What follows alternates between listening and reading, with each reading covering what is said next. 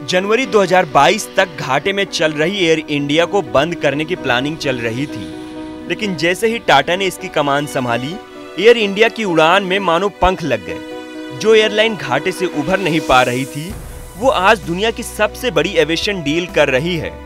Air India ने 510 Airbus और Boeing विमानों के लिए मेगा डील की है। भारत, अमेरिका, फ्रांस और ब्रिटेन इस डील से जुड़े हैं। 250 एयरबस और 220 बोइंग विमानों के इस मेगा डील को अब तक का सबसे बड़ा मेगा एविएशन डील बताया जा रहा है। टाटा सन्स अरबों डॉलर खर्च कर एडवांस बोइंग और एयरबस की खरीदी कर रहा है, ताकि फ्लाइट सफर को और आरामदायक बनाया जा सके।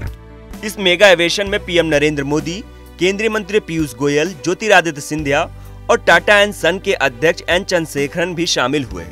प्रधानमंत्री नरेंद्र मोदी ने 14 फरवरी को वीडियो कॉन्फ्रेंसिंग के जरिए ये डील की। एयर इंडिया और एयरबस को इस लैंडमार्क एग्रीमेंट के लिए बहुत बहुत बधाई और शुभकामनाएं देता हूं।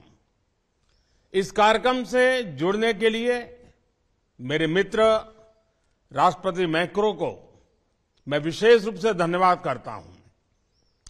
यह महत्वपूर्ण डील भारत और फ्रांस के गहराते संबंधों के साथ साथ भारत के सिविल एविएशन सेक्टर की सफलताओं और आकांक्षाओं को भी दर्शाती है। टाटा सन्स की एयर इंडिया 470 एयरबस और बोइंग विमानों की खरीदी करने जा रही है।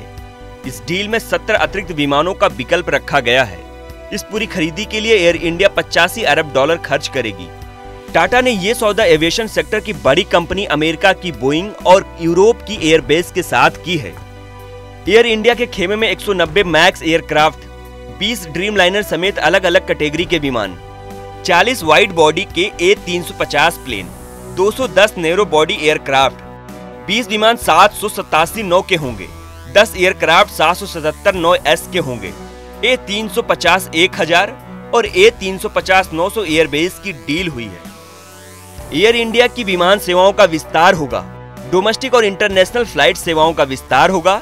यात्रियों को एयर इंडिया सस्ती टिकट देना चाहती है। इस डील से एयर इंडिया की एविएशन सेक्टर में धाक बढ़ जाएगी। 17 सालों बाद एयर इंडिया ने मेगा डील की है। इन सभी की डिलीवरी अगले 7 से 8 महीने में होगी। एयर इंडिया के चेयरमैन एन चंद्रशेखरन ने कहा कि ये नए विमान एयर इंडिया के बेड़े को आधुनिकीकरण करेंगे और इसके वैश्विक नेटवर्क का व्यापक रूप से विस्तार करेंगे। इस सौदे की अहमियत को इस बात से समझा जा सकता है कि अमेरिका के राष्ट्रपति जो बाइडेन ने स्वयं इस डील के लिए भारत को बधाई दी है। इसके साथ ही ब्रिटेन के पीएम ऋषि सुनक ने भी इस डील को अपने देश के लिए लैंडमार्क मोमेंट बताया है। सुनक ने भारत के साथ व्यावसायिक रिश्ते को जारी रखने पर भी जोर दिया है। अगर रकम के हिसाब से देखें तो ये डील 80 अरब डॉलर यानी 6.4 लाख करोड़ रुपए का है।